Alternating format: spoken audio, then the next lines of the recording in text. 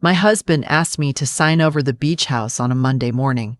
He set the papers on the kitchen table next to my coffee, the same way he'd set down takeout menus for 37 years, casual, like it was nothing. Just a formality, he said.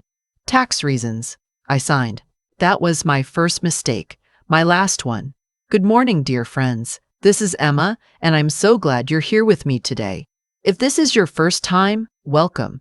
If you've been with me a while, you know I don't tell easy stories. I tell true ones. Please stay with me until the end and leave a comment telling me what city you're listening from. It means the world to me to know how far these words travel. I'm 71 years old. I live in a small house in Sarasota, Florida, with a lemon tree in the backyard and a cat named Biscuit who has opinions about everything.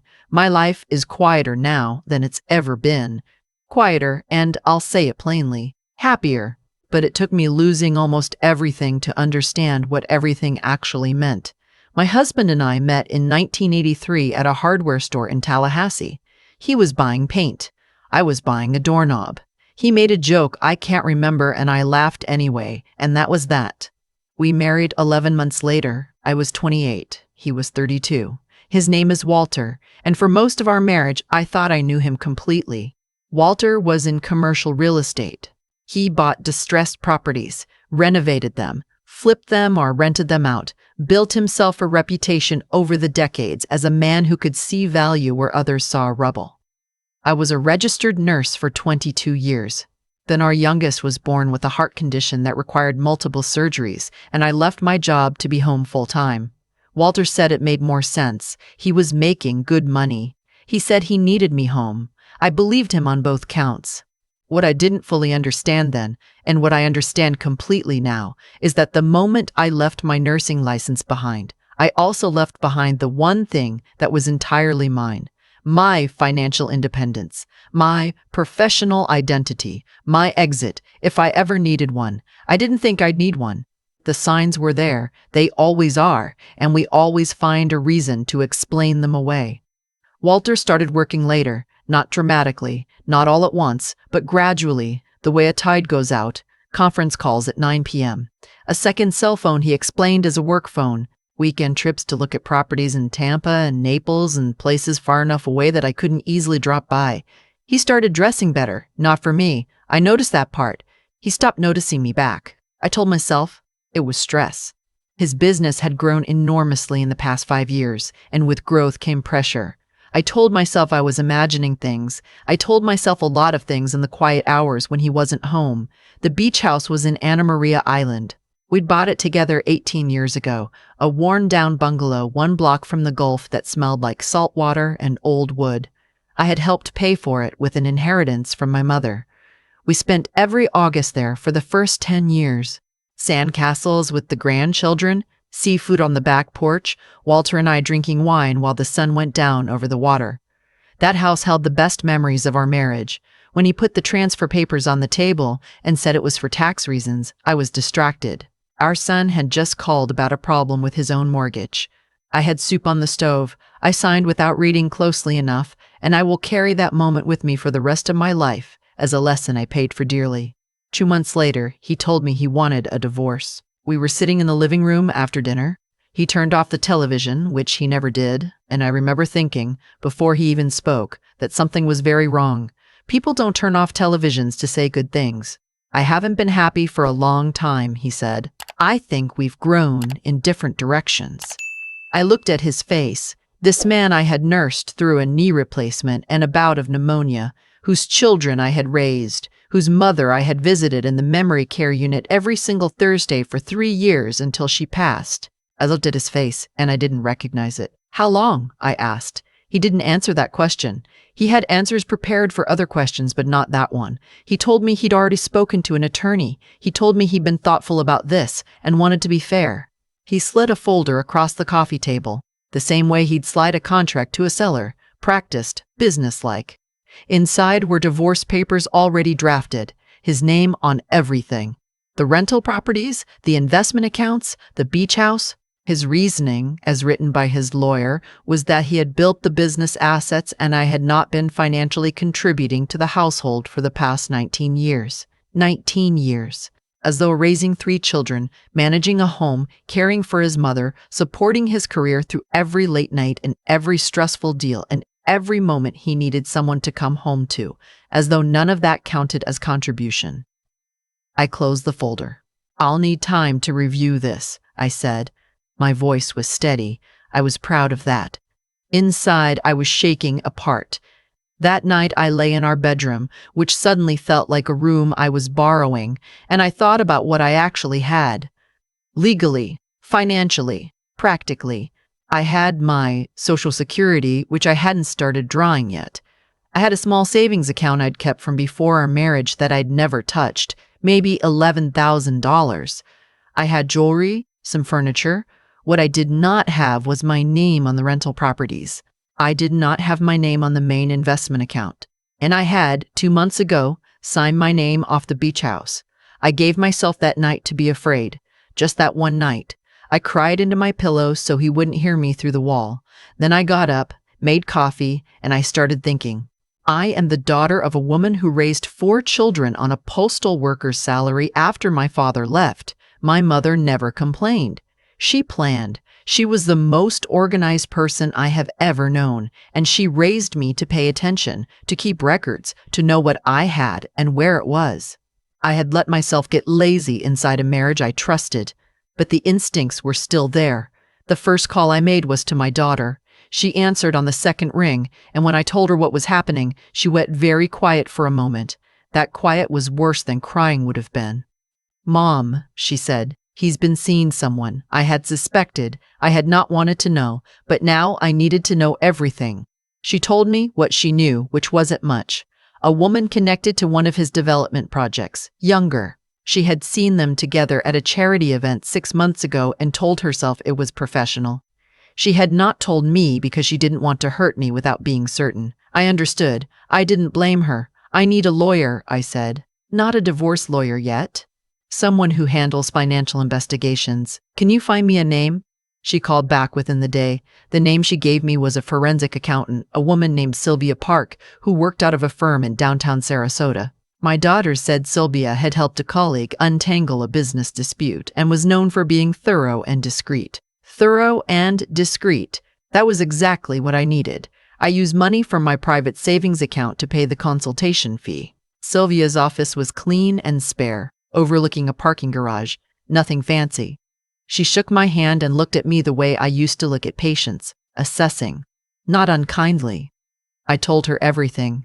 The divorce papers, the rental properties in Walter's name, the investment accounts, and the beach house, the transfer I had signed 2 months ago. When I mentioned the beach house, she set down her pen. "Tell me about that transfer," she said. I explained what Walter had told me. Tax reasons, a formality. She asked if I had kept a copy. I had not. She asked if I remembered the name of the entity the property had been transferred to. I thought hard. Something with coastal in the name. Coastal something. That was enough to start. "Mrs. Hartwell," she said, using my name in that grounded way that good professionals do. "I want to be honest with you about what I might find. If your husband has been restructuring assets in anticipation of a divorce, we may be looking at deliberate concealment of marital property. That's a serious matter. It will take time to document. Are you prepared for this to become complicated?" I thought about the beach house. The August evenings. My mother's inheritance poured into that bungalow by the Gulf. "I'm prepared," I said. I became a different kind of wife in the weeks that followed. I was polite at breakfast. I answered questions with short answers. I stopped asking about his day because I'd stopped trusting his answers. What I was doing, quietly, was building a case. I photographed every document I could find in his home office. Bank statements, property records, LLC filings, contracts. I created a new email account, one he had no knowledge of, and sent everything to Sylvia piece by piece. I felt, more than once, like a stranger in my own house. But I reminded myself that I had been made a stranger there long before I started looking. Walter noticed the change in me. Of course he did. "Have you looked at the papers?" he asked one evening, his tone managed, careful. "I'm still reviewing my options," I said. Something shifted in his expression. A tightness. "Good." Sylvia called 12 days later. I need you to come in, she said. I found several things. The drive felt long. When I arrived, she had documents spread across her desk in organized groups. She walked me through it methodically, the way a good nurse delivers a difficult diagnosis, directly, with facts, without unnecessary softening. Walter had formed an LLC 3 years ago, Coastal Ridge Properties. That was the entity he'd transferred the beach house into. He was the sole member. The transfer had been recorded 2 months before he asked me for a divorce, which meant he had been planning this, quietly, deliberately, for at least that long, likely longer. There was more. Several rental properties I had believed were held in both our names had been quietly restructured through a series of transactions into holding LLCs in his name only. Processes that had happened gradually over 5 years, each one small enough not to trigger alarm, all of them together amounting to the systematic removal of my name from our shared financial life. He's been preparing for a long time, Sylvia said.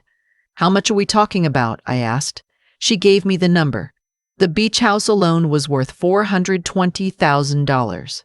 The rental portfolio, combined, was valued at just over $1.1 million. The investment accounts I hadn't known the full extent of added another $300,000.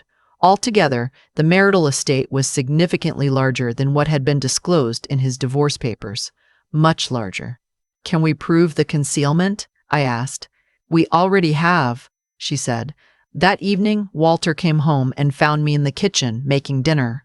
I had set the table with 2 place settings, something I hadn't done in weeks. He seemed surprised, almost relaxed. Have you given more thought to the settlement? He asked. I have, I said. I have some questions about Coastal Ridge Properties. He went very still. Where did you hear that name? I signed the transfer documents, I said. I should have read them more carefully, but I've been doing some reading since then. He recovered quickly, the way a man who has spent decades negotiating recovers quickly. That's just an investment vehicle, he said. It doesn't change anything about the settlement. It changes quite a bit, I said.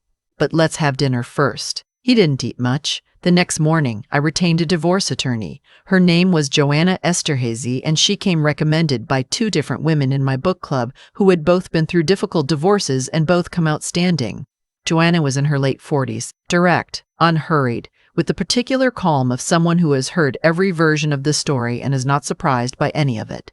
When I laid out everything Sylvia had found, Joanna looked at the documents for a long moment. He's been moving assets for 5 years, she said. Yes. And the beach house transfer was 2 months before he served you. Yes. She leaned back. Mrs. Hartwell, Florida, is an equitable distribution state. Marital assets are divided fairly regardless of whose name is on the title. The court will want to know about every LLC, every transfer, every asset restructuring done during your marriage. What your husband has done may constitute fraudulent transfer of marital assets. She paused. It's also possible he's looking at consequences beyond divorce court, depending on how those transfers were characterized to the IRS. I filed that morning, not with his terms, with mine. The papers were served to Walter at his office. I was at Sylvia's, signing the documentation that would freeze the joint accounts and file formal notice with the court about the undisclosed asset transfers. He called me twice that day. I let both calls go to voicemail. When he came home that evening, the house felt different, like the air pressure had changed. You had me served at work, he said. He wasn't shouting. Walter never shouted. That had always felt like restraint. Now I understood it was just another form of control. Joanna felt it was the appropriate method, I said. Who is Joanna? My attorney. He sat down. He looked at the table. Margaret, this doesn't have to be. He used my name, and it wasn't my name. My name is not Margaret. I let it pass. Walter, I said. I know about the 5 years of asset transfers. I know about Coastal Ridge. I know the full value of what you've been moving. And I know it's substantially more than what your papers disclosed. I kept my voice even, the same voice I'd used in hospital rooms when I needed a patient to understand something difficult. The court is going to know too. He was quiet for a long time. You're making this more complicated than it needs to be, he said finally. No, I said. You made it complicated. I'm just catching up. He left to stay at a hotel that night. I sat in the kitchen with a glass of water and the particular feeling of a person who has just done the hardest thing and is still standing. The next few weeks were not easy. His attorney, a silver-haired man who had clearly been doing this for 30 years and was accustomed to winning, sent letter after letter. Walter called the children. He told our son that I was being vindictive, that I'd hired people to dig through his private business records, that I was trying to destroy what he'd built. Our son called me upset, confused, and I told him calmly what had actually happened, all of it, and let him draw his own conclusions. He called back 2 days later. "Mom," he said, "I'm sorry, I didn't have the full picture." "You have it now," I said. "My daughter flew in from Atlanta. She stayed for 10 days, sleeping in the guest room, making coffee every morning, sitting with me in the evenings. She didn't say much. She didn't need to. Her presence was the thing." 6 weeks after I filed, Walter's attorney called Joanna with a settlement offer, more generous than the first. He would let me have the main house. He would restore my share of 2 of the rental properties. He would release half the investment account. What he would not do was return the beach house. The beach house was in Coastal Ridge, his attorney explained. It was an LLC asset technically separate from the marital estate. Their position was that I had voluntarily signed the transfer and the LLC structure made it a business asset, not a marital one. Joanna called me after she hung up with them. "He wants to settle before we get to court," she said. "The offer is meaningfully better. But he's holding the beach house." I already knew my answer. "We go to court," I said. The hearing was on a Thursday morning in late October. The courtroom was smaller than I'd imagined. Wood paneling, fluorescent lights, the quiet particular to rooms where difficult truths get spoken. Walter sat at his table with 2 attorneys. I sat with Joanna and Sylvia's full documentation.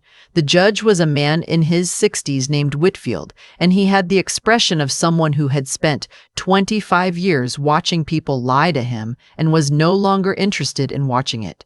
Joanna presented the case methodically, the LLC formation, the timeline of asset transfers, the gap between what Walter's original settlement disclosed and what Sylvia's forensic accounting had actually found. The beach house transfer signed by me under misrepresentation of purpose, 2 months before the divorce was filed. Walter's attorney argued that the transfers were legitimate business restructuring, that I had signed the beach house documents knowingly, and that I had not been financially contributing to the marital estate for 19 years. At that word, the judge looked up from the documents. 19 years, Judge Whitfield repeated. "That's correct, Your Honor. Mrs. Hartwell has not held employment. She raised children and managed the household while Mr. Hartwell built a business worth over $1.5 million, Judge Whitfield said. "The court does not consider that to be a non-contribution. Continue." Walter's attorney continued. "He was good, but the documents were better. When Joanna called Sylvia to testify, Sylvia walked through every transfer with the patience of someone explaining a recipe. She had dates. She had amounts. She had the sequence of restructurings that, taken individually, might have seemed like ordinary business decisions, but taken together formed an unmistakable pattern of pre-divorce asset concealment, beginning approximately 5 years before the filing date. Walter was called to the stand. He was composed, precise, professional. He had spent his career in rooms like this. He answered questions with the measured confidence of a man who believed he had covered everything. Joanna asked him when he had first consulted a divorce attorney. He said 18 months ago. She showed him a billing record from his attorney's office dated 4 years ago with Walter's name and a file number. His attorney objected. The judge allowed it. Walter said the file was related to a business matter. Joanna showed him the case description from the same file. Marital dissolution, preliminary consultation, 4 years ago. 1 year before he began transferring the rental properties. The room was quiet. Walter looked at the document for a long time. Then he looked at the table. I watched him from across the room, this man I had loved for 37 years, and I felt something I had not expected. Not anger anymore. Something more like clarity. This was who he had been, underneath the man I thought I knew. Someone who planned in the dark. Someone who looked across a marriage and saw it as a liability to be managed. I had loved a person who was not fully there. Judge Whitfield ruled that afternoon. The Coastal Ridge transfer would be set aside as a fraudulent transfer of marital assets executed under material misrepresentation of purpose. The beach house would be returned to the marital estate and distributed accordingly. Given the totality of asset concealment, the judge awarded me 60% of the combined marital estate. Walter would pay my legal fees in full. Spousal support was set at $4,500 per month for 12 years, accruing as a judgment if Walter could not pay, which, given the frozen accounts and pending IRS inquiry into how the LLC transfers had been characterized, seemed likely. Walter sat motionless as the ruling was read. His attorneys were already talking quietly, preparing next steps. He didn't look at me. I looked at him, though, once, because I wanted to remember the difference between the man I had married and the one who was sitting in that chair. Then I looked away. Outside the courthouse, my daughter was waiting on a bench with 2 cups of coffee. She stood up when she saw my face, and she knew. She handed me a cup without saying anything, and we stood there in the October sun, and I drank the best coffee I can remember. In the months that followed, the IRS inquiry resolved with penalties and back taxes owed on the LLC income Walter had mischaracterized. He did not go to prison. I want to be honest about that, because I know that's what people sometimes hope for in stories like this. He paid fines. He lost his professional reputation in the Sarasota development community. The woman he had been seeing left the area. I heard from my daughter, who maintained minimal contact with her father, that the relationship had ended not long after the first hearing. That did not surprise me. What did surprise me was how quickly I stopped caring about any of it. Not because I wasn't hurt. I was. 37 years is most of a life, and grief doesn't follow a schedule.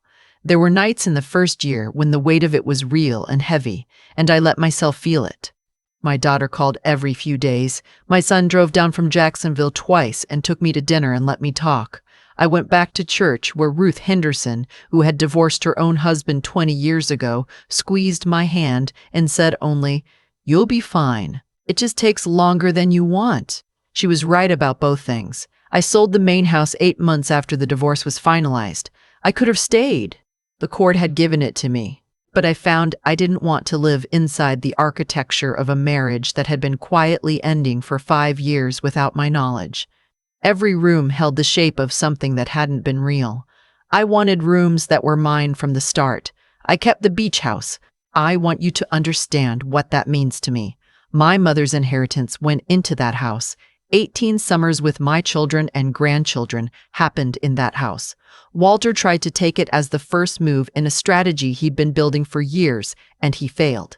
The house is still there, 1 block from the Gulf, and now it is simply, cleanly, entirely mine. I rented it out for most of the year, and I use it in August, the same month we always used to go, because some things are worth keeping, even when everything around them changes. The small house in Sarasota with the lemon tree was bought with my settlement money. I painted the kitchen yellow, which Walter had always said was too loud. I got Biscuit from the shelter because I had always wanted a cat, and there had always been a reason not to. I started volunteering at the hospital on Tuesday mornings, not as a nurse, my license had lapsed, but at the front desk, greeting people, pointing them where they needed to go, which, as it turns out, I am still quite good at. I take a watercolor class on Thursdays. I am not good at it. I go anyway. I have a small group of friends now, women mostly, some my age and some younger, who I have coffee with and walk with on the beach path and tell the truth too, the kind of truth I was too careful about for too many years. And I want to tell you something, because you sat with me through all of this and you deserve to hear it plainly.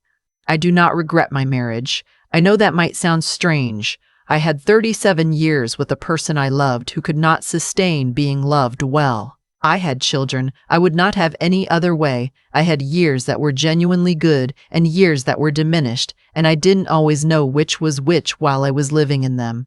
I don't think that makes me foolish. I think it makes me human. What I do regret is this, that I let myself believe that being inside a marriage meant I didn't need to know what was mine, that I signed documents I should have read, that I let 2 decades pass without updating my nursing license or maintaining the kind of financial independence that cannot be negotiated away at a kitchen table. I am telling you this not to frighten you, but because the women I love most in the world are sitting right now in lives they trust, and trust is not the same as security. Know what is in your name. Know what accounts exist. Know what you have. Not because your marriage will end, because you deserve to know what is yours regardless. My granddaughter is 12 years old. She came to visit me at the beach house last August, the first summer it was fully mine. We sat on the back porch watching the Gulf go dark, and she asked me why I seemed so different than before. I thought about it. I stopped making myself smaller to make room for someone else, I said. It took me a long time. She thought about that. Do you miss him? She asked. Sometimes I miss who I thought he was, I said. That's a different thing. She seemed to understand that. Children understand more than we think. The sun finished going down, and the water went from gold to silver to black, and Biscuit settled in my lap, and my granddaughter leaned against my shoulder, and I thought, this is mine. This exact moment. This is completely, simply mine. I had spent 37 years building a life inside someone else's architecture. Now I was building one of my own, room by room, window by window, slowly and with intention, and I have to tell you, dear friends, it is the finest thing I have ever built. Thank you for listening to Emma's stories. I would love to know which part stayed with you. Leave me a comment and please share this with someone who might need to hear it. Until next time, take good care of yourselves. You are worth taking care of. I've thought a lot about what made Walter believe he could get away with it. Not just the legal strategy, not just the LLCs and the carefully timed transfers, but the deeper assumption underneath all of it, that I wouldn't look, that I'd take what was offered and be grateful. That 37 years of running a home and raising children and holding a family together had made me soft in the ways that matter. He wasn't entirely wrong that I'd been soft. I had been. I signed documents I should have read. I let my nursing license lapse because it felt like the practical choice. I let decades go by without knowing the full picture of our finances because trusting him felt like the same thing as being safe. That was not wisdom. That was comfort dressed up as trust. And there is a difference. What Walter didn't account for was that the same qualities that made me easy to overlook also made me very good at paying attention once I decided to. I had spent 22 years as a nurse reading situations quickly, noticing what people weren't saying, staying calm in rooms where other people were panicking. I had spent 19 years managing a household on a budget, tracking where every dollar went, keeping records, because my mother had raised me to keep records. He thought he was dealing with the woman who had been out of the world for 2 decades. He was actually dealing with someone who had been training for this without knowing it the entire time. There's something I want to say carefully here because I don't want it to sound like a formula. What happened to Walter was not punishment in some cosmic sense. It was consequence, the specific, direct result of choices he made over 5 years. He built a structure of concealment that required him to lie consistently, to file documents that misrepresented reality, to involve another person in a scheme that would eventually require scrutiny. Every one of those choices created a record. Sylvia found the records. The court read them. That is not fate. That is just the way that dishonest structures eventually collapse under the weight of their own documentation. And what happened to me was also consequence. I had spent years not asking questions I should have asked. I paid for that. I signed a document I should have read, and it cost me 18 months of legal work to undo. I'm not going to pretend otherwise, because I think the honest version of this story is more useful than the flattering one. What I want for you, whoever you are listening to this, is to take the part about me seriously, not just the part about Walter. Know what is in your name.